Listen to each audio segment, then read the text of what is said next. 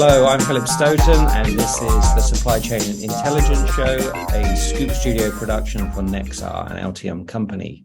Each month with Dan Schoenfelder, I'll be digging into the data provided in the monthly Spectra Electronic Design and Delivery Index, affectionately known as EDDI.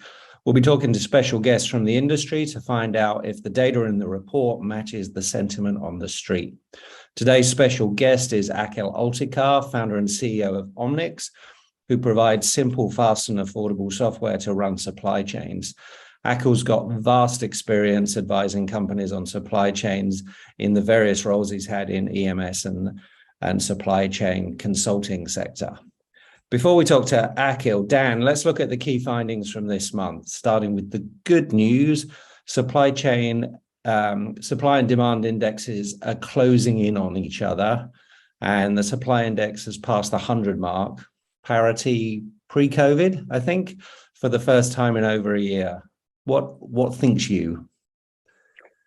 Yeah, so I think what we're seeing is kind of this realization of the trend that most of us thought was on the horizon for the last year or so. We've been hearing from thought leaders throughout the industry that supply chains would be loosening, that available supply would be increasing. And what we were wondering, I think, was a trend, if it was a trend throughout the summer months, is now proving to truly be that. As you mentioned, the overall supply index for EDDI has actually exceeded the baseline of January of 2020. But I would caution that and temper it somewhat, in that there are pockets of supply that just remain extremely constrained. Microcontrollers is a great example of a category that still has a very depressed supply index. I believe it's somewhere in the 30s relative to, again, the 100, which is the baseline of January 2020. So there are values of componentry that's still extremely difficult to obtain right now, but on a whole, the market is showing signs of supply increasing. Yeah, and as we move to that balance, it's really interesting, Dan. People I talked to have said, yeah, it's easing up, but if it's coming in from 72 weeks to 52 weeks, it's still not here for a good while, and it's still having a big impact on on what we can deliver as a business. The demand side seems to be leveling out, would you say? Yeah, I think this is part of the total picture that we're seeing here right now is precisely that. We aren't seeing commensurate moves on the supply and the demand side of the equation. What we're seeing is that demand for most categories remains elevated.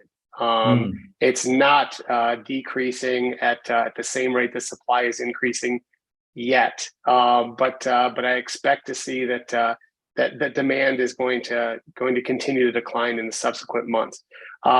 We are seeing, as I mentioned, some categories are still seeing very elevated levels of demand. Certainly integrated circuits are one of those categories, but we're seeing others, like in general, passive devices are some that are seeing demand drop precipitously at this point in time. So I think it's going to be really interesting to see how these indexes play out over the coming months. But right now, at a whole, demand does remain pretty stable. Yeah, and it looks stable around that kind of 150 mark overall, doesn't it? And that feels like maybe that's a new baseline for us. It'll be interesting to see over the next 2 or 3 months. I think that's why these indexes and this trend data is so valuable and so interesting. As we dig in further, I wanted to bring Akhil in. As I mentioned, Akhil has a software company that he's been working with for some considerable time. He helps a lot of companies out on their supply chain.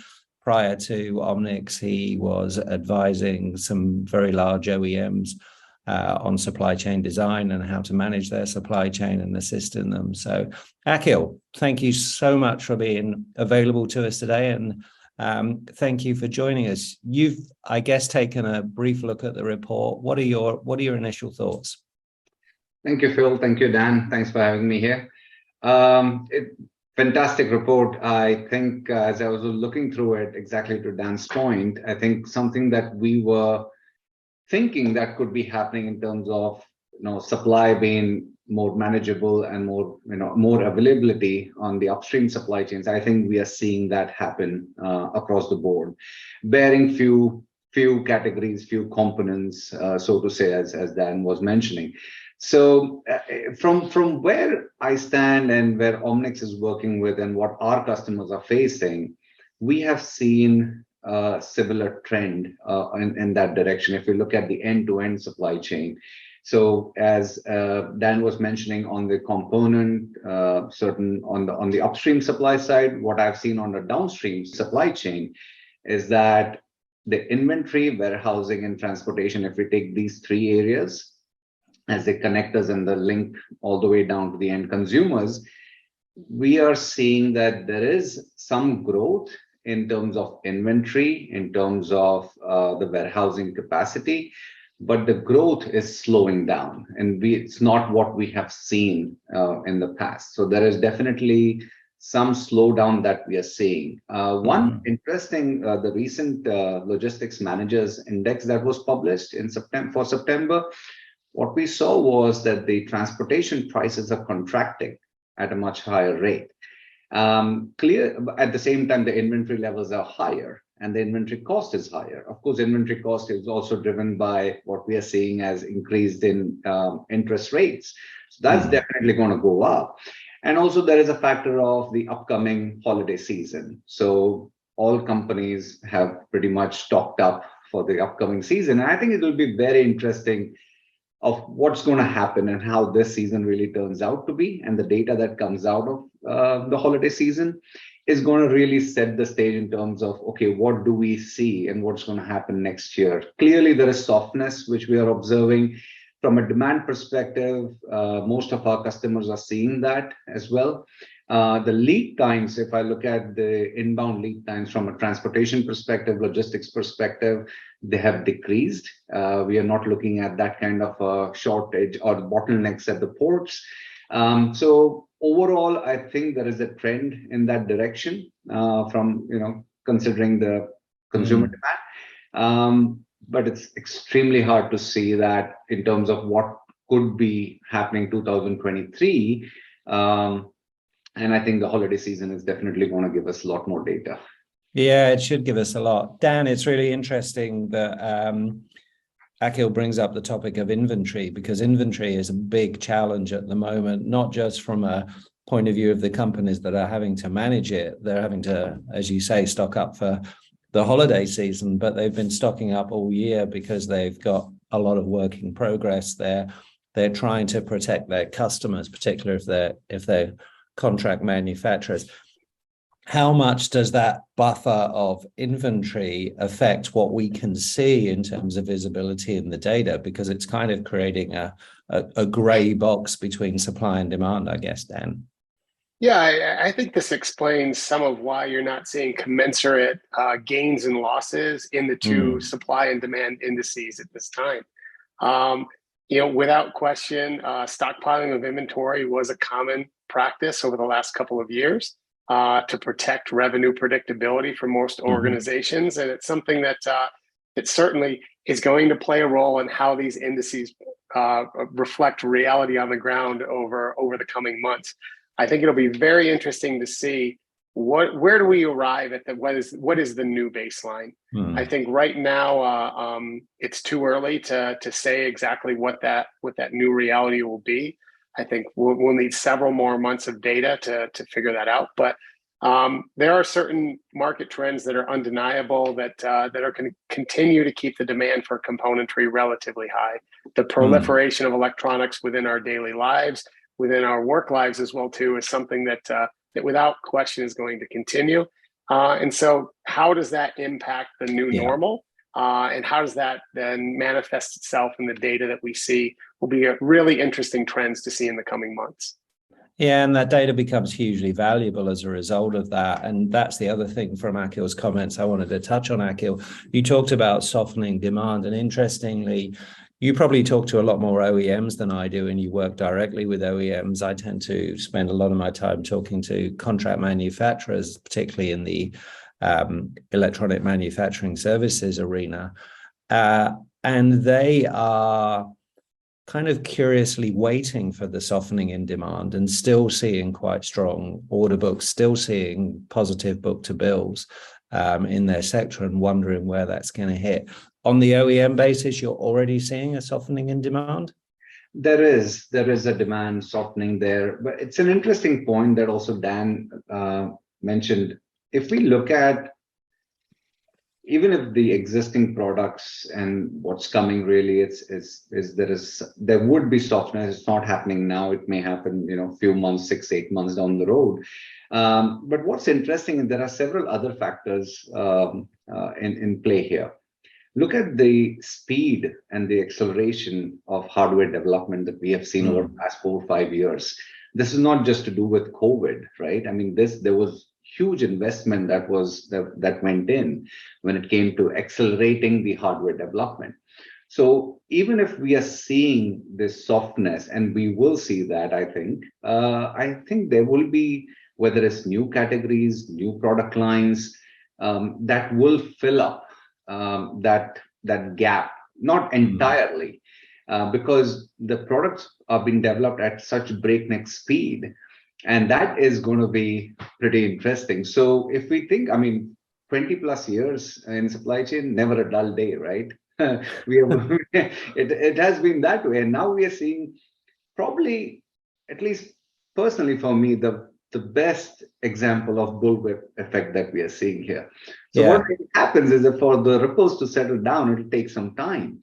But considering the other factors in play in terms of the hardware acceleration, in terms of new financial models and buy now, pay later, which is pumping up the demand, social media, which is pumping up, it is extremely difficult to see that, okay, is this bullwhip effect is gonna just kind of settle down, or are we going to see something else? So 20 years, yes, interesting. It's going to get a lot more interesting as we go forward, because I think softness is just temporary, I would say. There will be something else that's going to definitely fill this up. Yeah. I think it's really interesting, Akhil, 20 years of interesting days in the supply chain, mainly in the back office. But now I think supply chain managers are the rock stars of the industry. They're the people that the journalists are phoning up to get quotes from. We're seeing more and more companies really promoting the role of chief supply chain officer, and it's fundamental. And I listened to a presentation recently talking about the different types of CEOs that businesses have, and sometimes it's technologists, sometimes it's marketers. Now they're telling me that supply chain skills are one of the most important things for CEOs to have and to understand within the way they manage their business. So I think that's fascinating. I just wanted to touch a little bit more on the demand side. So do you think the talk from economists is that there is some kind of recession or some kind of leveling out on the horizon, partly because it just happens every 7 years, and it's now close to 14 years since the last one. So it may well be we've missed one. We seem to be just bouncing from one disruption to the other. Do you think particularly the contract manufacturing industry should be more worried than it is, or do you think those counter signals that Dan mentioned and that you mentioned, like more new products coming through with electronics in it? We haven't talked about EVs, but that's obviously contributing quite substantially. Most renewable energy requires some electronic manufacturing in it. Do you think maybe the electronics industry as an industry will suffer a lot less than other industries if we do have some kind of, even if it's a short-term recession? I'd like to think that the electronics industry as a whole is one that is, I wouldn't say it's recession-proof, but it certainly is going to be more resilient than other sectors of the economy. Certainly the trends that we've talked about here are something that there are considerations there. But without question, I think if we start to see a real softening for the demand of consumer products, we'll feel that effect in the components industry. It'll be present in the data that we see. And so I'd be more concerned about the consumer side of things at this point. in the short term than any other types of products. Yeah, than industrial or automotive. You concur there, Akhil? Absolutely, yes. I think definitely in terms of renewables, EVs, that sector will play strong. Consumer electronics will have some softness. I mean, direct consumer electronics, industrial infrastructure. I think it's going to be very, very interesting. Of course, with the 5G that was rolled out, and there will be other models that will be coming to the back end of that. That's going to come forward over next couple of years. So I think that industry will again, by no means not resilience. I mean, not recession proof, but a lot more resilient, as Dad mentioned. Absolutely, I concur with that. Yeah. So as always in the contract manufacturing space, it matters what industry you're in. And it matters if you've got a good spread across multiple industries. That's the way to protect your business. I think what also matters at the moment in the EMS industry is geography, and we're seeing some shakeups there. And I'm curious what you think about the recent news of Apple moving some of its production to India. We're seeing maybe a tendency for some companies to decouple a little bit with China. Are you seeing that in terms of demand from your customer base, Akhil? You brought up a very interesting one. I mean, the whole reshoring, regionalization, nearshoring, whatever you want to call it. I think that's a very, very interesting play. Specific to Apple moving to India, I think it's risk mitigation, considering the all China strategy. So China plus one is definitely coming up. But it is very interesting. Personally, if you ask me, I think the challenges that most of the OEMs are going to face is that the supply chains are stretched. That's the reality right now. With low cost manufacturing in Asia, whether you're in China, Vietnam, Thailand, India, doesn't matter, but it is stretched. The other factor that's also playing a role is that, are these going to be the centers of manufacturing for that region? Absolutely, that makes sense. But then if we look at it, I think the regionalization, so to say, is definitely taking a strong hold in terms of the investments that's going in that space.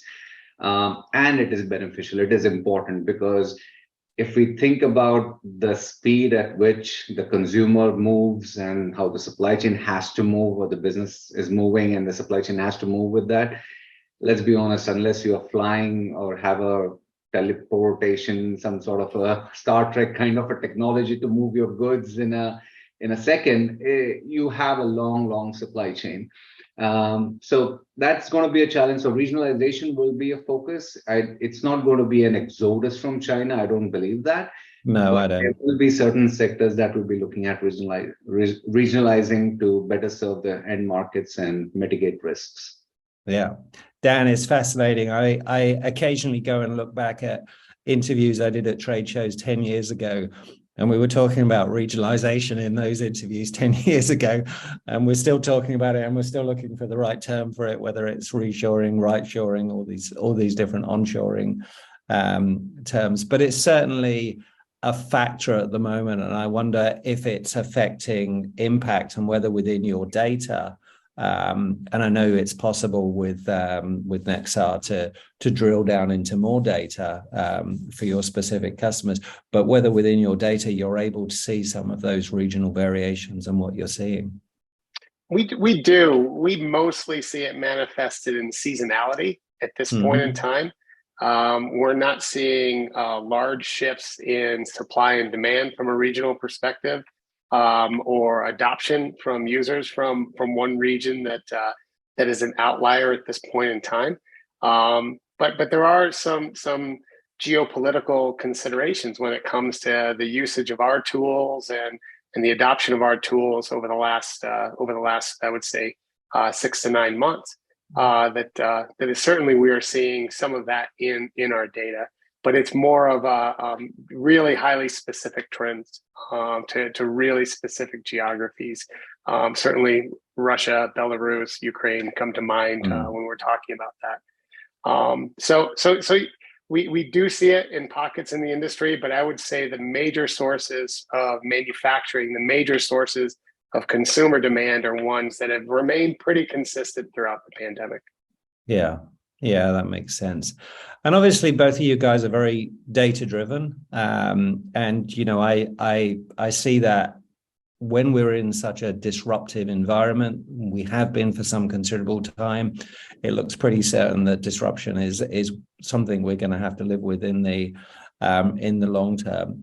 How important is data, and what advice would you give to people trying to manage complex supply chains? And we'll use this as a wrap up for today's session. Akhil, let's start with you. You're all about providing data, providing real-time data to your customers to help them manage their supply chain. How important is that to them, and how would you advise someone that needs to gain more data? I think. No doubt. I mean, all customers, the businesses, especially, when we're looking at supply chain and working with our customers, data is where it all starts. Gaining insights from that data, using that data in a right way in terms of making the right decisions, forward looking, is very, very important. And I think there is the few points I would like to mention here is that it's not about predicting the future. You may get there, you may not, but it's not going to be accurate, that's for sure. But it's knowing what you need to know today so you can take meaningful actions today. That's where the data plays a role. As we are seeing, past 6 months and the trends as they are evolving, I think it's also important to look back of what similar events had occurred in the past and what was the impact of that. That has to be taken into consideration as well, whether it was a decade ago, 2 decades ago, doesn't matter. Of course, things have changed and the whole world has changed since then, but that's where data plays a role. But having those insights, taking that data and understanding, getting those insights from there, and it's all around the decision support. It's not about finding the right solution, but understanding, what if I go plan A, plan B, plan C? What will be the impact, right? What are the trade-offs? And having the tools, the means, and the process to make those decisions quickly. And those are data-driven decisions. That's what we emphasize on. It's not about implementing any, I always say you cannot move from spreadsheets to AI in overnight, right? You have to go through that process. You cannot just say that, okay, let's just implement a piece of software. Software is not the end. It's means to an end. The end is important. So as we are moving forward, and the uncertainty is going to probably get worse, as over next few months and maybe a year or so, it's important that you have what I call as a playbook, a framework in terms of how you want to operate. And this is a good time actually to work on that playbook in terms of where you want to make the decisions, how would you mitigate those risks, where do you need to upskill, reskill your people and your team, and then from a software perspective, how do you go it step by step? So that's the way I would put it. And data plays a big role in it, but there is a stepwise approach of how you want to really go using that. Yeah, data providing insight, and that insight needs to be part of the whole strategic approach for the business. You need to completely align those. Dan, last word from you. Obviously, within your group, you're providing the EDDI report, which is a great, really appreciated piece of data that you supply to the market for free. But it's also possible to drill down in massively more detail, and your customers are finding that really useful. Tell me a little bit about that process briefly. Yeah, so we make public a small number of categories to provide that insight into where the industry is heading as a whole, but we can drill down into 10 years of data across 300 different categories. So we have a lot of market intelligence on both that supply and demand side of things. And I'd love to add on to just one thing that Akhil said about having a playbook. I think one of the things that's been a silver lining of the last several years, the pandemic, has been that it's been a catalyst for innovation. And I would say is to companies out there that are developing their playbook of how do they think about their business tomorrow, there never has been a time when there's more data accessible to you than right now. And I think finding the right partners for that information and figuring out what are the best signals to accompany how you manage your business is a critical aspect to developing that playbook. And we like to think that we have some really useful tools on that front, but yeah, absolutely. I think Akhil is spot on when it comes to how to plan and think about things. Yeah, and it's absolutely the case of figuring out what you want to do with the data, because if you don't do that, it's just data. It's just raw information. So as you say, figure out what those signals are, figure out who best to partner with to get those signals. And Akhil, from your point of view, figure out what you're going to do with those signals, figure out how you're going to respond to them, look at what's happened historically, and use those to make better, faster decisions that have a positive impact on the business. Guys, fantastic insight today. Great discussion. Thanks so much for running through the data and the numbers with us and sharing insight from the street at the same time. Look forward to talking again next time. Dan, I'll see you in a month. Akhil, we'll catch up soon. Maybe we'll talk again after this weekend's match, since your team's playing my team. And we can be friends again next week. Absolutely. Thanks so much for your time today, guys. Thank you. Thanks, Phil. Subscribe now to get these valuable insights delivered to your inbox monthly.